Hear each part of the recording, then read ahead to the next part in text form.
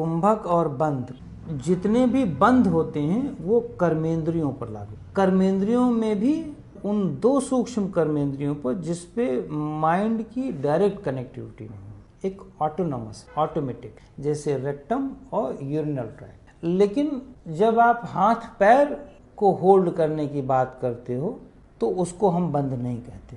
हाथ पैर का मतलब है कि उंगलियों में जैसे, तो उसको हम मुद्रा पे, यहाँ पे तो होल्डिंग कर रहे हो ना, तो उसको हम मुद्रा शब्द देते हैं। है यहाँ पे भी होल्डिंग, ये होल्डिंग है, ऐसे कर लो, ऐसे कर लो। और आसन में भी होल्डिंग है, पद्मासन पे बैठ गए ऐसे करके, वो भी होल्डिंग है, वो आसन में आ गया, ये मुद्रा में आ गया, क्योंकि ये कर्मेंद्रियों की ही होल्डिंग है। कर्मेंद्रियों में हाथ की उंगलियों की होल्डिंग। इसका भी ब्रेन से कनेक्शन है ताकि ब्रेन की नर्व्स स्ट्रेंथन हो।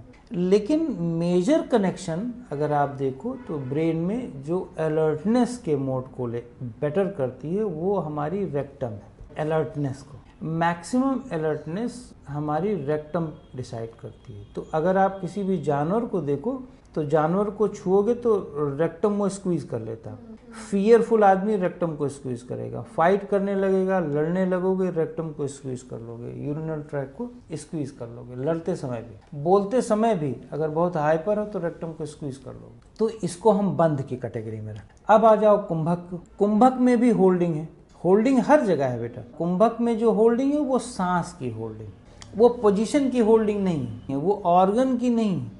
हालांकि सांस में तो जो होल्ड कराओगे तो लंग्स में ही होल्ड कराते हो ना, लेकिन आपका ध्यान सांस पे होता है, लंग्स पे नहीं होता। रेक्टम को होल्ड कराओगे तो रेक्टम पे होता है। मान लो सांस से भी कराओगे, आप सांस एक्सेल करते हो, एक्सेल किया, छोड़ दिया, रेक्टम को होल्ड कर दिया, बट यहाँ पे सांस पे होल्डिंग नहीं है। यहाँ पे आपका रेक्टम एरिया को होल्ड करना है, यहाँ पे आपका ध्यान रेक्टम को होल्ड करना है, कितनी देर होल्ड किए रखते हो, लेकिन वहाँ पे आपको सांस पे होल्ड करना होता है।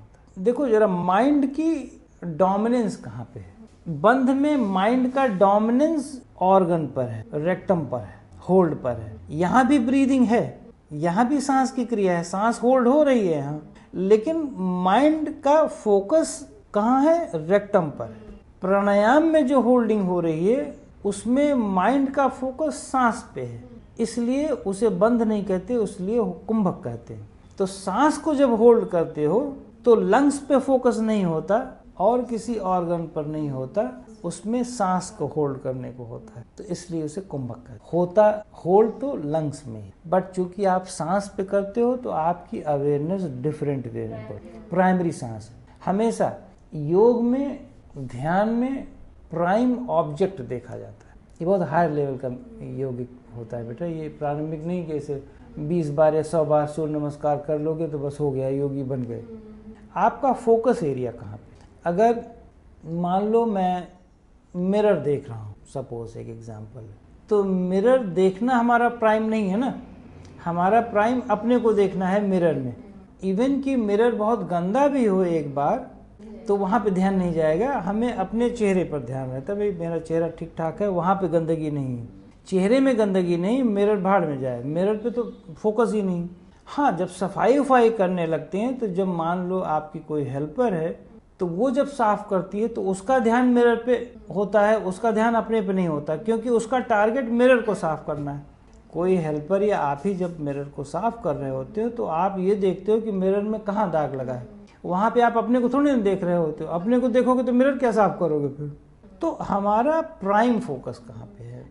हठ योग तब तक हठ योग रहता है जब हम बॉडी पे फोकस करते हैं, लेकिन हठ योग तब राजयोग बन जाता है जब बॉडी के थ्रू अपने को फील करने लगते हैं। माइन्यूट डिफरेंस है, लेकिन जमीन आसमान का डिफरेंस है, ये नॉर्मल लोग नहीं समझ सकते। इवन कि 20-25 साल का साधक भी नहीं समझ सकता, क्योंकि वो इतना फोकस कर गया है बॉडी पर कि बॉडी को ही फील करने की उसकी टेंडेंसी बन गई है, बॉडी से अपने को फील करने की टेंडेंसी नहीं डेवलप कर पाए। ये डेवलप करना बहुत मुसीबत होती है बेटा, बहुत पापड़ बेलने पड़ते।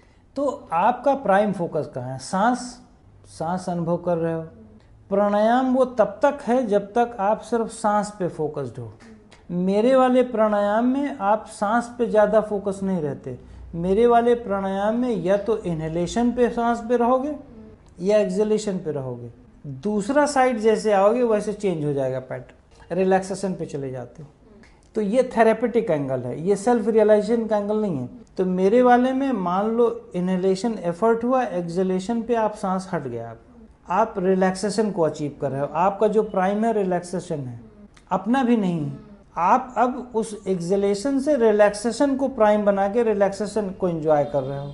एक्सहेलेशन को एंजॉय नहीं कर रहे हो, आप रिलैक्सेशन को कर रहे हो, लूज कर रहे हो। जैसे हम अपने माइंड को शिफ्ट कैसे करते हैं, सपोज मैंने कहा आपको कि आप लेट जाओ और अपनी पैर की मसल्स को लूज करो, लूज करने लगे आप। अब हमने कहा कि लूज करके अब ये देखो कि थॉट आ रहा है या नहीं आ रहा है। उसने कहा नहीं आ रहा है, क्योंकि लूज बहुत अच्छा लग रहा है, लेकिन वो अभी बहुत बिगनिंग स्टेट में है, अभी लूज करने को ज़्यादा वो फाइन ट्यून नहीं कर पाया। अब उसको कहो कि बेटा लूज करो और फील करो रिलैक्सेशन को, तो अब वो क्या करेगा, रिलैक्सेशन के एडिक्ट हो रहा है। वो लूज करने से रिलैक्सेशन मिल रहा है, ठीक है ना। तो रिलैक्सेशन को जैसे ही फोकस करेगा, लूज करना रिलैक्सेशन है, लेकिन रिलैक्सेशन पे उसका माइंड नहीं जा रहा है। लूज करना उसे अच्छा लग रहा है, दैट्स इट। लेकिन जैसे ही वो रिलैक्सेशन को फील करने लगता है, इंक्रीज रिलैक्सेशन होता है, तो अब उसे और अच्छा लगने लगा, वो एंजॉय करने लगा। तो अब वो ऑल द टाइम मसल्स को लूज करके रिलैक्स कर रहा है, रिलैक्सेशन फील कर रहा है। उसका टारगेट ये हो गया है कि मसल्स लूज होंगी तो ही हमको रिलैक्सेशन मिलेगा। तो मसल्स जब उसकी स्ट्रेस में आती है तो वो लूज करना सीख गया, एक लेवल पर वो आ गया। लेकिन अब उसको ये लास्ट में समझाया जाता है कि अब जरा देखो कि वो लेग की मसल्स, वो पैर की मसल्स लूज हुई, पैर की मसल्स को आप फील कर रहे हो, बहुत रिलैक्सेशन हो रहा है। अब देखो रिलैक्सेशन कहाँ ज़्यादा हो रहा है, लेग में तो हो नहीं रहा है ना, वो तो ब्रेन में हो रहा है। रिलैक्सेशन तो ब्रेन में हो रहा है ना, लेग में तो एक ऑर्गन है ना, वो लूज हो रहा है, रिलैक्सेशन वहाँ नहीं मिल रही है, रिलैक्सेशन ब्रेन में मिल रहा है।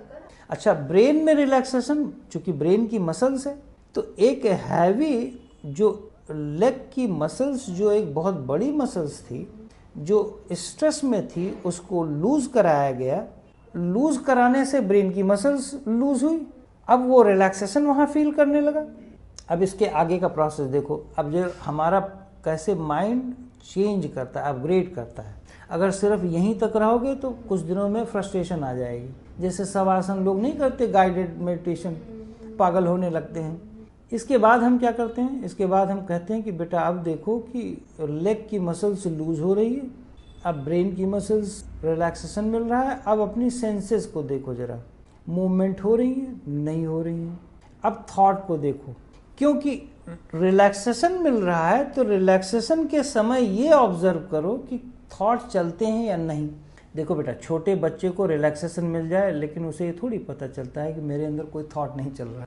उसे अभी थॉट के बारे में नहीं पता चला। उसे रिलैक्सेशन पता है, पर उसमें थॉटलेसनेस के बारे में नहीं पता। उसे ये पता है कि अभी हमको सोने दो, अच्छा लग रहा है, लेकिन उसे ये नहीं पता कि हमारे अंदर थॉट नहीं चल रहा है, हम थॉट से परेशान थे, अब थॉट नहीं आ रहा है। वो तो आप लोगों को जो थॉट से परेशान है उसको इम्पोर्टेंस आएगा, यार ये मसल्स रिलैक्स हो रही है, बहुत संतुष्टि मिल रही है, अब थॉट भी गायब हो गया। तो ऐसा करो कि जब भी परेशानी हो तो यही कर लो, राइट। तो धीरे धीरे कैसे स्टेप बाय स्टेप जब हम डिस्कशन करते हैं तो अपग्रेडेशन होती है, माइंड की अपग्रेडेशन होती है। फिर कुछ दिनों में आएगा, और ये 20, 25, 30 साल हो सकता है लाइफ में कभी ना आए। फिर लास्ट में ये आता है कि एक्चुअली एंड में किसको मिल रहा था रिलैक्सेशन, वो मुझे मिल रहा था, न ब्रेन को मिल रहा था। ये सब ढीले हो रहे थे, मिलने वाला तो मैं था, मैं मेन हूँ, मैं प्राइम हूँ, और ये सब अलग अलग हैं, ये सब छोटे मोटे लोग हैं, ये सब सहारा ले रहे थे, इनको सहारा ले करके मैं रिलैक्स हो रहा था। ये जिस दिन आ गया, फिर उस दिन कुछ और ज़रूरत नहीं होती है, आप प्राप्त कर गए, ज्ञान योग पे शिफ्ट कर। ये ज्ञान योग पे एंड है। हठ योग से स्टार्ट किए, धीरे धीरे राजयोग, फिर धीरे धीरे ऐसे अपग्रेड करते करते ज्ञान योग, ये लास्ट है।